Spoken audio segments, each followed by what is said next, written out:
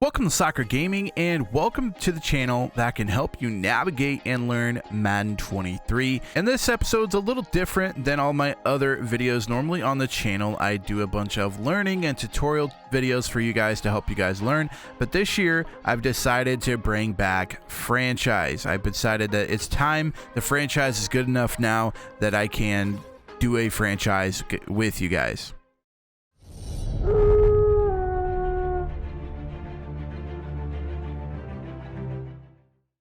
And in that franchise, we're going to start a brand new franchise, an offline franchise, which I'm going to bring videos to you every single week. We're going to kind of run it alongside the NCAA football one, and you'll see a little bit of crossover in it. I'm actually going to take some of the NCAA players that I've used in my Kansas Jayhawk football rebuild, and I'm going to bring them over here and put them into the draft. So you're going to see a couple of familiar faces in the draft classes, and I've decided to do this because I felt like franchise was finally good enough, and we've seen enough improvements in franchise for me to be able to bring you a decent franchise experience. I love doing rebuilds. I love doing franchises and rebuilds and everything. So this year we've decided to bring it back, and the team I want to rebuild is going to be the Seattle Seahawks. I feel like they have enough on their team to be able to kind of rebuild. I mean, obviously they are rebuilding. If you think Seattle Seahawks have a chance at a Super Bowl this year,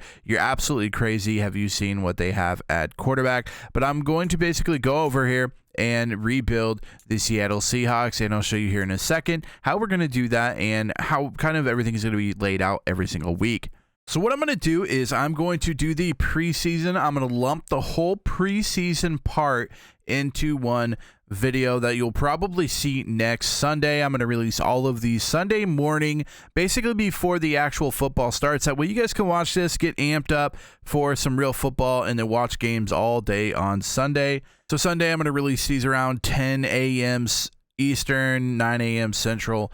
These will be released kind of the same times I release my NCAA football videos. So you'll have NCAA on Saturday, and then on Sunday you will have a brand new rebuild on Madden football. So what I'm going to do is I'm going to put all the preseason games together, like I said, and that'll probably be next week. And then I'm going to just go week by week, and then on bye weeks and stuff, we'll just kind of skip that week and go on to the next week. So you're going to have the gameplay footage every single week, and I'm going to keep this going until it gets to the point where it's like, well, you know, it's not really fun anymore or something like that. So we're just going to go through here. I'm going to break down every single week what we're going to do, the players we're looking at, the players we're going after, all the roster management stuff, any cutscene stuff for like trying to make players better, and all the motivation and stuff. We're going to put those into it as well. But then I'm just going to play the game. I'm going to do a little bit of a voiceover in a radio, kind of like I've done my NCAA football videos. I really enjoy doing the radio aspect of the play calling, and we'll have the Madden play calling in there. It will be in there, but I'm going to do a little bit of radio as far as like being excited, getting you guys amped for the rebuild. So we're planning on doing at least a 5 to 7 year rebuild on the Seahawks. We're going to try to get them in playoff contention in about 3 years and a Super Bowl in about 5 years. So it's definitely a doable rebuild. The Seattle's not completely broken. Looking at their roster, they're not just completely broken. There's a few things that I think we could change, and that would instantly make us better. Obviously at quarterback, they don't have a great quarterback that's going to lead us to the playoffs or a Super Bowl, but that is something we can either do in trading. We could do it in free agents. I like the new free agent hub. We could do it in there, or we could do it by the draft. So we have plenty of options in order to get us a star quarterback in here to keep rebuilding this. So our first couple of years aren't going to be very good. We're probably looking at least 1 year, the whole year, and then we're going to be getting that quarterback that we want to lead us to the promised lands, and then we're going to probably spend a whole year, maybe even 2, of that quarterback growing and getting into star mode, superstar like Patrick Mahomes, basically.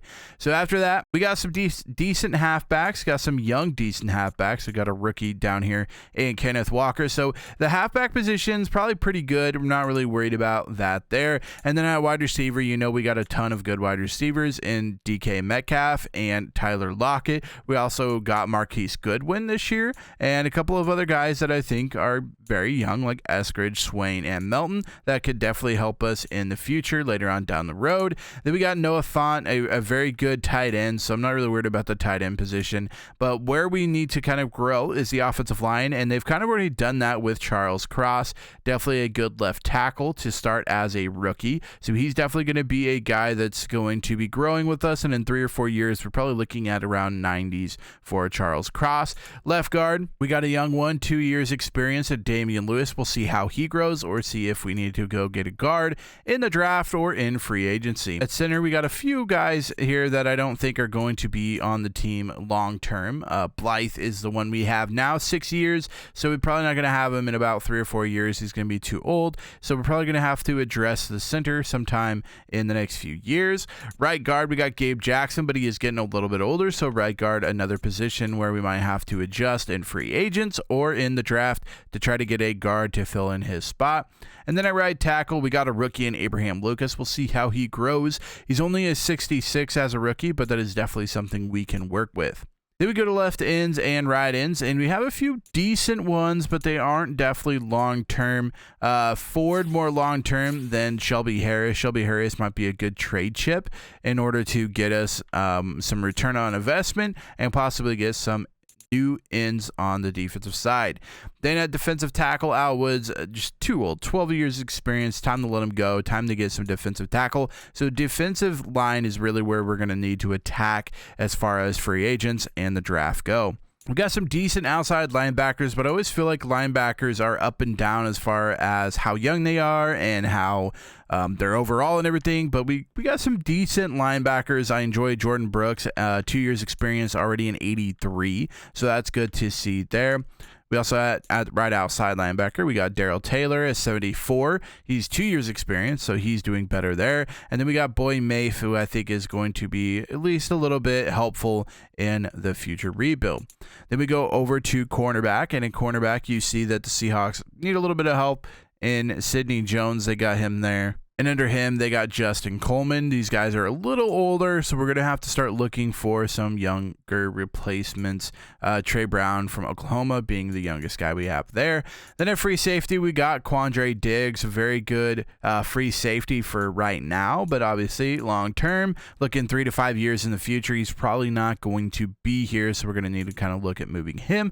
Jamal Adams, I think, will be here in about 3 to 5 years, so we're going to kind of keep him going. He's 91 overall currently, probably our best player on defense, and kicker and punter I'm not really worried about. But honestly, this team I think does need rebuilding. Obviously there's quite a few spots that need rebuilding. I would say offensive side, quarterback needs rebuilt. A little bit on offensive line, whether it's the center and right guard.